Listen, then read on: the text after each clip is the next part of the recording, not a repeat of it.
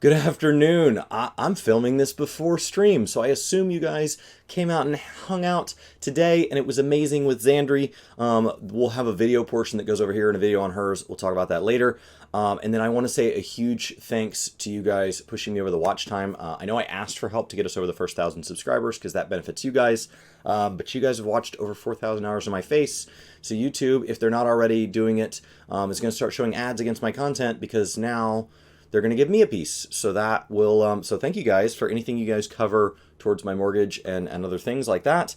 Whatever doesn't get used from that, I want to use upgrading stream. So I just upgraded a new mic stand and yeah, we'll do all sorts of stuff to level this up. So let's jump into gearing. As we talked about dungeons this morning, the natural tendency will be to talk about gearing. I already see it in some of the comments. There are a lot of things that make these games similar, and it's easy to compare those and make those the easy bridge. If somebody's coming over, those are areas that are going to feel familiar. They're going to be similar, possibly identical, depending on your perspective and how deep you're looking. And those are the areas that are immediately going to line up, and they're just going to make sense. But what that does is that leaves other areas looking very intentionally and very starkly left out. And those areas are where things feel just different. They do still have a daily and a weekly component, but so I'm not saying they're not totally aware of like what the industry standard is. It's kind of how every game works. And there's things like turn this token into a vendor, turn this currency into a vendor, go kill a boss, get a drop. The basics are there because that's the basics of MMORPGs. Partially established by and kind of fermented by games like this, but they're not alone and they weren't first. So what is different? Let's talk about WoW first because it's got a lot of layers, and if I miss one when I'm going through 14, which will be very quick, maybe I'll remember them. So in WoW, we are only going to talk about what happens when you hit the current level cap, what happened up to that point, and then getting into Endgame, because from Endgame on, these systems start to turn into a different way of chasing best in slot. It's simpler in Final Fantasy with a couple of options, and in WoW, it's a lot more of like, if you want good PvE gear, do the top PvE. If you want good PvP gear, do the top PvP. There's some things going on with relics and legendaries, and it turns into a different thing. And to be honest, I don't chase BIS, and so it'd be really easy for me to miss a way of putting a component in it. And if you're chasing this, it's probably time for you to consider the word optimal. And so I would go look for expert guides that are not just saying, hey, here's what these games are, but in the game you're playing is specifically going to make sure that you are perfectly aligned to get to BIS, because aiming for BIS and falling short, it's not BIS, which stands for best in slot for anybody new. But you know, if you're just a new player and you're just like, I just want my character not to suck, we can do that. So, current level cap, as of this moment, because remember, every year one game has an expansion. This is Final Fantasy's year. They haven't announced the level cap yet. I assume it will jump up 10 more levels. That's the standard. Current level cap. In World of Warcraft, you hit level 50 at the end of leveling, and then you're of questing kind of through previous zones, and then you're supposed to, it's supposed to be 50 to 60. That's the current expansion, 60 being the hard cap. You're just leveling your battle classes, so that's all we're going to talk about because they don't level their professions in the same way. In Final Fantasy, you have kind of 1 to 70, gets you through all your leveling and stuff, and then the current expansion leveling is 70 to 80. Both of them are going to have you kind of follow quest lines, and as you do those quest lines, they're going to give you gear. In Final Fantasy, that's going to be, hey, choose from these following drops. In World of Warcraft, it's kind of going to be like that, but the drops have a chance when you select them to randomly roll into what Final Fantasy would call high quality. World of Warcraft calls that forging. It's an old system. We're not going to talk about all the old systems that exist in these games because that's not fair to them. If they did something good in the past and they get rid of it, they don't deserve the points. And if they did something bad in the past and they learned from it, this is not the video to discuss that. Because yes, they've evolved. They have. It's worth mentioning things they've done well and bad in the past, but that's a much bigger can of worms. And what really matters is if you picked up one of these games today and you said, okay, when I get to cap, what am I going to have to do to be relevant? What am I going to have to do to join in on the grind? That's what we're talking about here. So you get to cap, and you've got some mix of quest gear. You can, of course, go to the market board and buy things that people have found that are tradable, or things that people have made that are tradable. And they call that bind on pickup if it's not tradable, bind on equip if it is, and once you equip it, it's yours. Final Fantasy, pretty much every dungeon drop, the majority of dungeon drops in the game are bind on pickup, not just boss drops, like just all sorts of things are market prohibited. And then bind on equip is, you're mostly looking at crafted gear as a majority of it. It happens, but like, that's just the trend. So you're at cap. What do you do first? First, you could run your world quests. So that's basically what they have instead of beast tribes. You can do those all over. It'll drop a little bit of loot, and it drops loot relative to your eye level up to a cap, and that's their catch-up mechanic. So that cap adjusts. And so like they'll hard cap it the first week so that it forces you to go into group content. But later down the road, they're like, well, groups aren't going to want you, so let's help you along. And that'll get you up to a soft cap, and you can see what world quests are dropping what things, and so you can kind of pick and choose and be like, you know what, I don't need a pair of pants, I need a pair of boots, that's where I'm headed. And so outside of buying things from crafters and stuff, that's where you go from there. When you get into in-game, there's augments and stuff with professions, and there's ways you do stuff, and the games are different because it's materia versus like a whole bunch of professions. But up to that point, if you're not willing to spend money, then you're basically just searching for highest eye level. There's very little stat priority during the initial gear progression. It's mostly just highest eye level wins. When you start to get into the very high end, where like you're getting to that point where, kind of like in Destiny, it would start dropping the same eye level multiple times and feel like, man, my total eye level really isn't moving forward. That's where stat priority starts to shine. Because it's, how do I squeak the most out of something that really isn't going to get just wildly more powerful. From there, you naturally either go into unranked battlegrounds, or you go into dungeons, depending on if you're a PvE or PvP player, and you might do both. And that's going to get you into that kind of like 150, I think 160 range. And so you're going to just kind of charge through that. The numbers move in both games, so the number isn't really important. You're going to get into that base level of gear that's above the questing gear, and it's going to finish out all your slots, and any slot you have will probably be replaced. So you want to get as many pieces from that as you can tolerate before you move to the next thing. And then you're going to move up to ranked battlegrounds. From there, everything is rating based, and that's PvP endgame. We're not talking about that.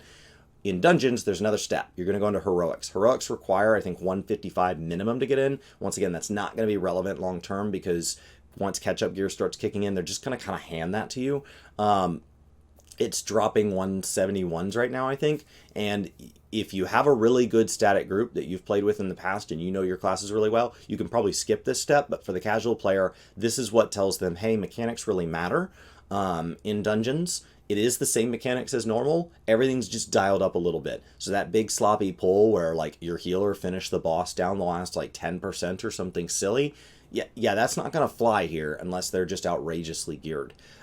So like for the content, like they shouldn't be here. So like it's going to just start introducing you to the concept of, if you screw up, wipe it up. Like, that's what it's introducing you to. From there, they move into Mythic, and Mythic starts with, it's 1 through however far you can make it. Mythic 1 does not have affixes. Everything after that has modifiers, so Mythic 1 is actually referred to as Mythic 0. And then from there, you'll jump into Mythic 2 and beyond, and it's going to drop 184. To get anything 184 or higher from any other system, you're talking about rating, you're talking about high-level crafting, you're talking about legendaries, you're talking about endgame systems. That's the progression. There's crafting gear along the way. And when you kill something, it's going to drop an eye level relative to you. So like if you're leveling and you kill a dungeon boss, it has that drop on the loot table, but it does not have an eye level assigned. It will drop a couple eye levels above you no matter where you are from 10 to 50, and then it will assign secondary stats based on like a modifier. So it might be like Ardent Boots of the Bear. Not everything's like that, but like a lot of the greens and stuff, green quality stuff is going to be like that. There's a lot of crafting items now that can do that, and that's your secondary stats. And you may have some preferences there, but honestly, like if it's better, it's better. And then your primary stats, strength, intellect, things like that, agility, those are going to be based on your spec. So when you equip them to your character and you change specs, those will adjust. That difference is really just a difference that like 14 and WoW didn't choose those to be different than each other. They chose different things in the class design point, and the gear had to respond. Because in World of Warcraft, you're going to create one of each spec if you want to have them all, or more. And then each spec, or of each class, each class, paladin, warrior, druid, monk, etc. And then of those, they're going to have specializations, specs, which are going to allow them to choose different ways of playing that class. And so that is where you would choose tank or healer or melee DPS or range DPS. And sometimes there's multiple of the DPS slots. But like paladin, for example, tank paladin would be comparable to paladin just altogether in Final Fantasy, where it's always a tank. But then there's also a holy paladin and a retribution paladin, which is a healer and a melee DPS, and they both wear that same plate armor, and like it's just different. You don't have that same thing going on in 14, where like once you equip a weapon, that determines your job and your role, and you're off to the races. In Final Fantasy, as you level, things are just static. So like when you sink down to that same boss, instead of calling it like Ardent Boots of the Bear, it would be like Ardent Bear Leather Boots, or like just Bear Leather Boots. So like there's a different naming convention. And say that boss is like level 17, it's going to drop like level 17 or 18 boots or whatever, and that's what it's going to drop for all of time. It doesn't scale up just because you were level 50. Bear doesn't care. So like you're there. And so you kind of have to run relevant content to gear up. But once you're at cap, like just running dungeons will feed you pretty decent gear. There is not harder modes of the dungeons, so you get what you get. Running the way they'll do catch up mechanic with that is like the current dungeons will drop eye levels that are relevant, so you may have to run more current dungeons more often as we get later into an expansion. And then from there, we move into like vendors. So we have 2 versions of tomestones. We actually have 3. We have one that's like for low levels in cosmetics, and that one you just get all the time. And we have the current tier of cosmetics, which you can only get like 450 up per week, and you go to a vendor and you buy different slots, and that's like some of your highest eye level stuff. From there, you're starting to talk about BIS, and then you have whatever the previous one was. So the previous one becomes uncapped, slides into second position. The old second position falls off. We never see that tome again. If you have any of that, you can trade it in for this one, or Poetics or something. I don't know. I don't remember. It doesn't matter. Like if you're chasing BIS and you have leftover when the old one falls off, you've long since not cared about that one. Dog jump cut. So then with tomes, that's a big chunk of your gear. From there, you're also getting raid gear every week, and we're just talking about normal here, not BIS, when you move into higher difficulties, and how crafting will start to play a factor. Assuming that a new player doesn't just have money to dump on a class, we're just going to kind of leave that off the table. You're going into your raid gear. You can run each of the raids once per week. I say raids plural because they separate each of the bosses into a separate thing. You really want to be running the most current ones. So like at this exact moment, we have Eden 9, 10, 11, 12 S, or not S, S means Savage, just normal. And so you have the last 4 bosses of Eden. And so those are 4 separate raids. You can get 1 drop from each week, and they're going to be tokens. You go to the token vendor, you trade those in for the gear that you want, and that way they can say, okay, you know what, a chest piece costs 4 chest tokens, a ring costs 1 accessory token, and each week when you clear the final boss, you're going to get a weapon token, so that after 7 weeks, if for some reason you don't have a decent weapon, we'll hand you one. But like really, you probably have a relic weapon, and if you're super hardcore, you're going to go get like the extreme weapon or something like that. So like it's a catch-up mechanic from the get-go. If you just like clearing this content casually, eventually we'll just hand it to you. But you're talking about being like 2 months later. So gearing up is really straightforward. It is. It's really simple. You don't really worry about stat priority if we're not talking BIS like at all. You have these little slots in there to drop materia. The average player, when they're leveling up and they're replacing gear every 10 minutes, they don't slot materia. It matters later and it adds up, but like it also starts to spend a lot of money if you just are constantly doing it. The act of retrieval, the act of melding, it can get expensive fast. The act of acquiring the right materia, because a lot of materia drops, but what are the odds you have the right materia? And so, making sure you understand your strat. The game gets more complex from there, but it ultimately not that much more. It really, you're talking about optimizing a system that really only has a couple more layers to give. Mostly optimizing in 14, from my perspective, seems to be how fast can I hit something that provides that level of stats, not what is this ultimate grind where I'm slowly adding 1%, 1%, 1%, 1%, as opposed to in WoW, you start to talk about raid splits, and you have, you know, heroic and mythic raids, and then you have BOE drops, and then you have you're getting your gear enchanted, and so like this becomes this bigger conversation in WoW. And so just know that like once you've moved beyond casual player in 14, you just got to reach a little bit further. In WoW, like prepare to go read whole guides and things that are unique to your class and your spec that tell you how your stat priority works and how what your, you know, what the different pieces that all may drop, assuming that they're all at the same eye level, which ones really are best based on uptime and all this. It becomes much more complex. The active gearing up in WoW feels, if you don't want to do it, it feels more like a chore, but it actually feels like there's more steps to it. So it almost feels like you're leveling again. So you hit cap and then it's like, okay, I just got an upgrade. Oh my gosh, something dropped in the same slot and it's another upgrade. And you just kind of like drag yourself through it. Your grand company and all that is feeding you like basically like a catch up, like a soft cap. So as you level that up, it has like a base level gear that you're probably better than and all, but maybe that one slot you never seem to find.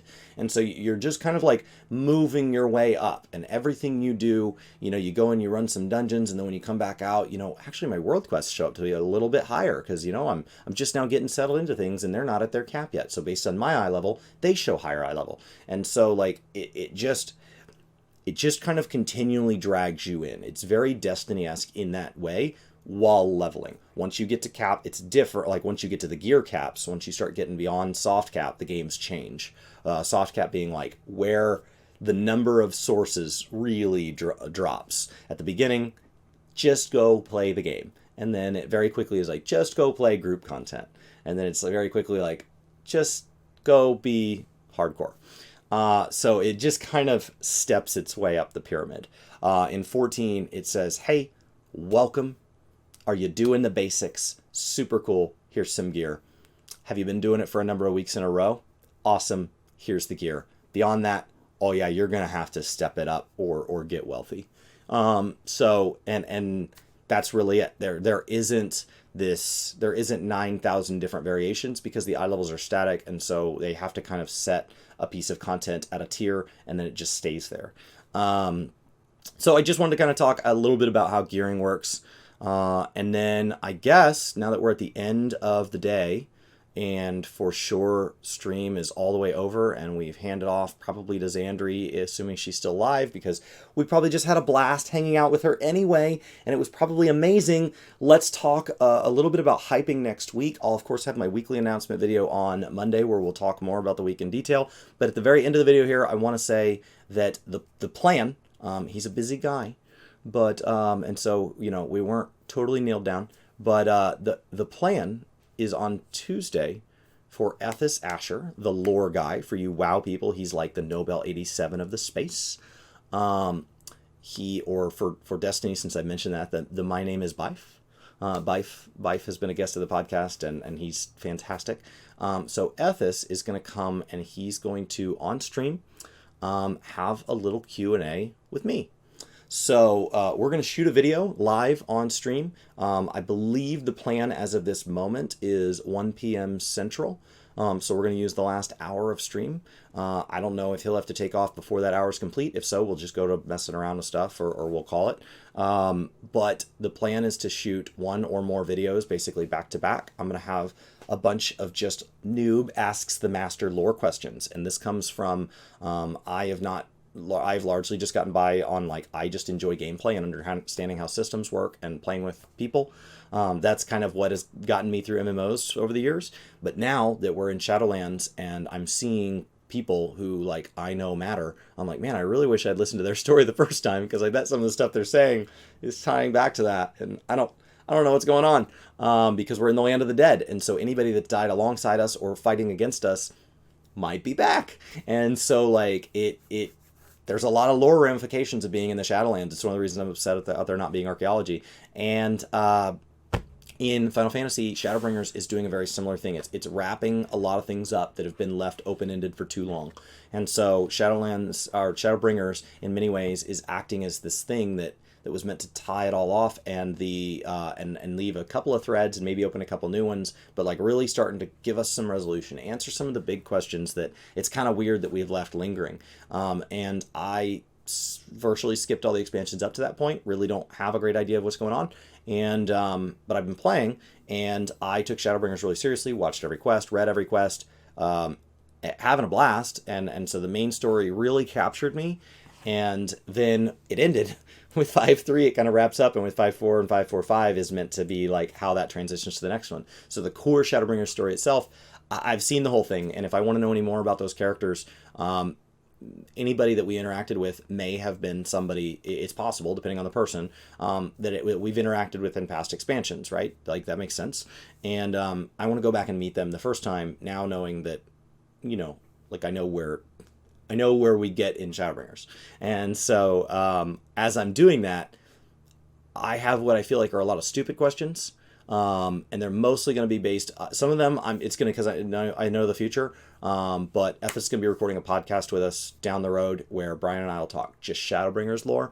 And so this will be mostly like really basic stuff. Like, how do you not know what that is? How do you not know why that's important? Of course, it makes sense that those things interact in that way. So, just asking somebody way overqualified questions that, honestly, it's appalling that I don't know the answer to. And hopefully it's a good time. That set of videos will, of course, be uploaded here. But if you want to be there live, it will be Tuesday around 1 p.m. Central. And then, of course, we'll have our Thursdays thing. He can't commit to a weekly thing at this point. But, you know, maybe if he's like amazingly interested in it, maybe he'll like us. Maybe he'll come, be able to schedule that. He's got a lot going on, and unlike Xandri, he doesn't live in the same time zone as me. So it's just partially a logistics problem. It's just partially how do we even set aside a time where we've ignored the sun and we're gonna overlap thanks to the internet. So that's really it. That's the big announcement for next week. Just start hyping that. I'll start putting it kind of somewhere in each video. And that way people kind of know it's coming. And yeah, and then we've got more plans. This is just going to keep leveling up, guys. It's a trend. We're just going to keep taking it a step further. I can't promise that the amount of content will step much further because, like, at some point I'll be tired. But yeah, let's do it. I'll see you guys. This is where we talk about gaming, kinda.